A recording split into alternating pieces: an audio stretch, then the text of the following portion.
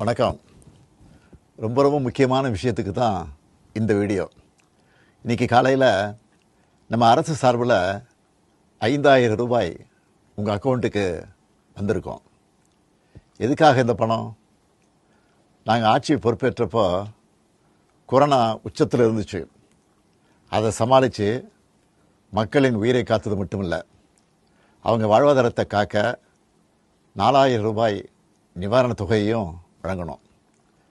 சென்ற ஆட்சி விட்டுட்டு போன கடுமையான நிதி நெருக்கடியை சமாளித்து ஆட்சிக்கு வந்ததுமே பல திட்டங்களை நிறைவேற்றணும்.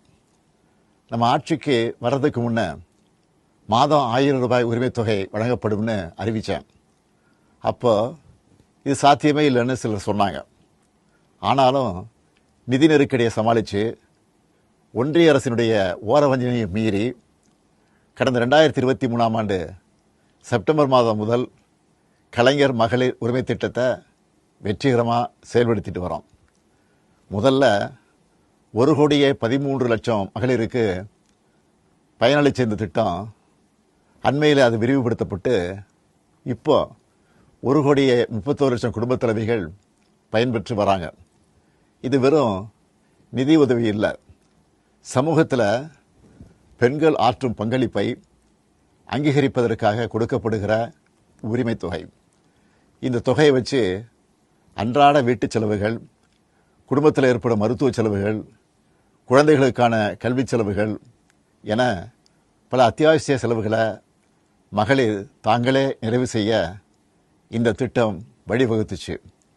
அதனால தான் ஒவ்வொரு மாதமும் 15ஆம் தேதி என்பது ஒவ்வொரு குடும்பத் தலைவியும் ஆவலோடு எதிர்பார்க்கிற நாளாக அமைஞ்சிருக்கு. இவ்வளவு சிறப்பு வாய்ந்த இந்த திட்டத்தை மற்ற மாநிலங்களும் பின்பற்றி வராங்க.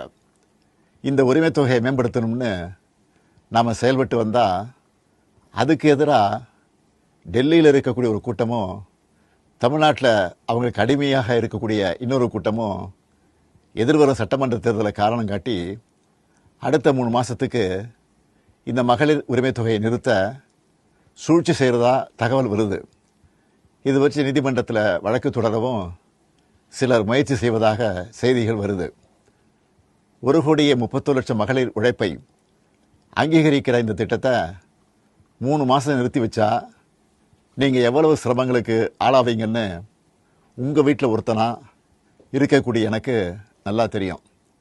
கடும் வெயிலில் வேலைக்கு போக கஷ்டமான கோடை காலத்தில் இந்த தொகை நிறுத்தப்பட்டால் உங்களுக்கு எவ்வளவு வலி ஏற்படும்னு என்னால் உணர முடியுது. உங்கள் மாதாந்திர செலவை எப்படி சமாளிப்பீங்க? உங்கள் குடும்பத்தில் நோய்வாய்ப்பட்டவங்களுக்கு மாத்திரை வாங்கி கொடுக்க முடியுமா? குழந்தைகள் தேர்வு எழுதுகிற காலத்தில் அவங்களுக்கு உணவு கொடுப்பதிலிருந்து தேவையான கல்வி செலவுகளை செய்ய முடியுமா? இந்த கஷ்டத்தையெல்லாம் நினச்சி பார்த்து தான் ஒரு முக்கியமான முடிவை எடுத்திருக்கிறேன். அதன்படி இந்த பிப்ரவரி மாதம் மட்டும் இல்லாமல் அடுத்த 2 மாதம், அதாவது மார்ச் ஏப்ரலுக்கான உரிமை தொகை தவணைகளை சேர்த்து 3,000 ரூபாயும், கூடுதலாக கோடைக்கால செலவுகளை கருத்தில் கொண்டு மேலும் 2,000 ரூபாய் சிறப்பு தொகையும் சேர்த்து இந்த பிப்ரவரி மாதம் 5,000 ரூபாயை சிறப்பு மகளிர் உரிமை தொகையாக 1,31,00,000 பெண்களுக்கு வழங்க உத்தரவிட்டிருக்கிறேன். இந்த தருணத்தில் இன்னொரு அன்பான வேண்டுகோள்.